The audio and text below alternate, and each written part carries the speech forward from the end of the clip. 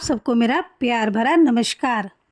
किसी भी धार्मिक अनुष्ठान या फिर पूजा के बाद अगर आरती ना हो तो पूजा संपन्न नहीं मानी जाती।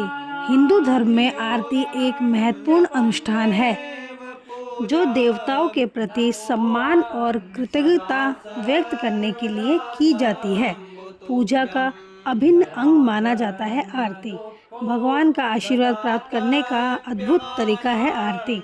आरती प्रकाश दीपक के माध्यम से देवताओं की स्तुति और गुणगान करने की एक विधि है। आरती करने और सुनने से आध्यात्मिक और मानसिक शांति मिलती है। चलिए जानते हैं आरती के बारे में कुछ बातें। आरती करते समय दीपक को एक ही दिशा में घुमाना चाहिए, बार बार नहीं जलाना चाहिए, ना ही बुझने देना चाहिए।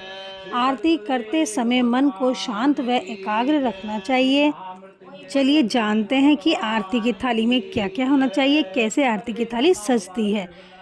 आरती की थाली में हल्दी का लेप, सिंदूर का लेप, ओम, स्वास्तिक, पवित्र प्रतीकों की रंगोली बनाई जाती है और उसमें अक्षत, अखंडित चावल जो होते हैं उसके दाने, दिया और अगरबत्ती रखा जाता है।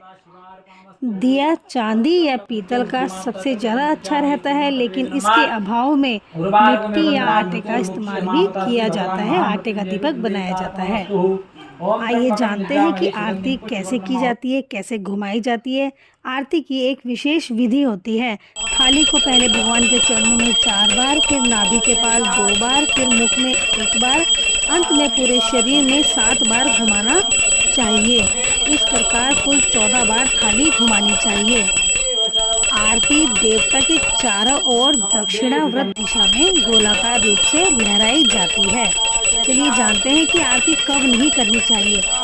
आइए जानते हैं कि आरती कब नहीं करनी चाहिए। शास्त्रों के अनुसार गृहस्थ जीवन में रहते हुए आप सुबह के समय की पूजा 12 बजे से पहले कर लें, लेकिन पूजा के बाद आरती ना करें।